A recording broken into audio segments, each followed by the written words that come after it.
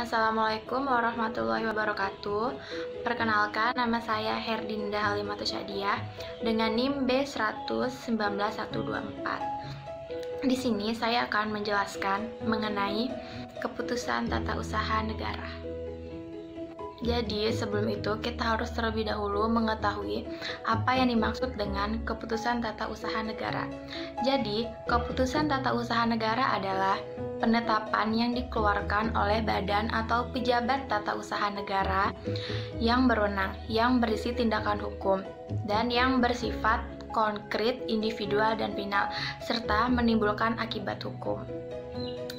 Jadi, yang pertama, keputusan tata usaha negara adalah penetapan tertulis. Jadi, yang dimaksud dengan penetapan tertulis adalah suatu penetapan yang tidak terikat secara format, hanya cukup secara tertulis saja.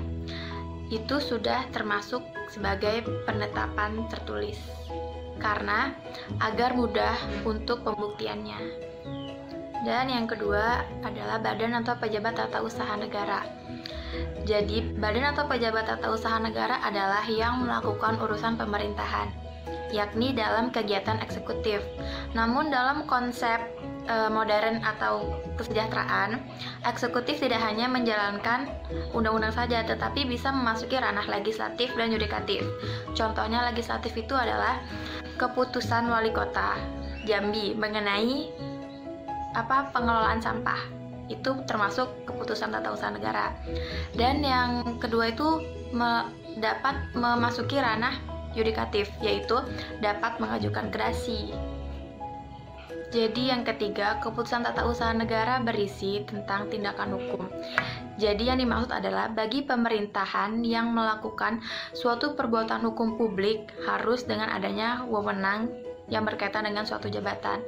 Sedangkan jabatan untuk memiliki wewenang itu bersumber dari tiga. Yang pertama itu ada dari atribusi, yang kedua delegasi, dan yang ketiga ada mandat.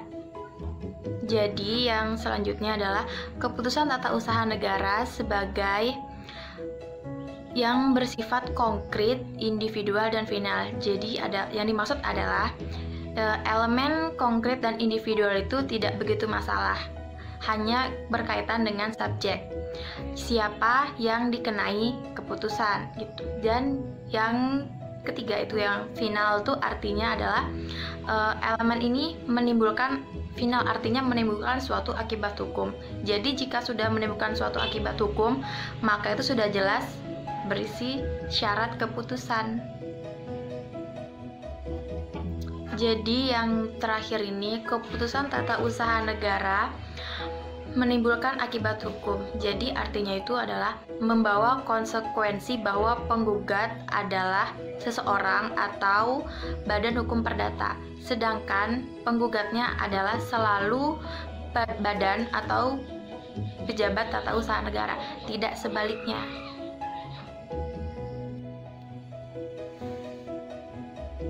Dan sekarang contoh dari keputusan tata usaha negara.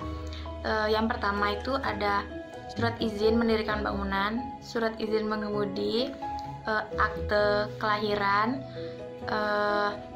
sertifikat, dan masih banyak lagi contoh keputusan tata usaha negara. Dan sekian dari saya. Mohon maaf jika banyak kesalahan. Saya minta maaf. Semoga video ini bermanfaat. Assalamualaikum warahmatullahi wabarakatuh.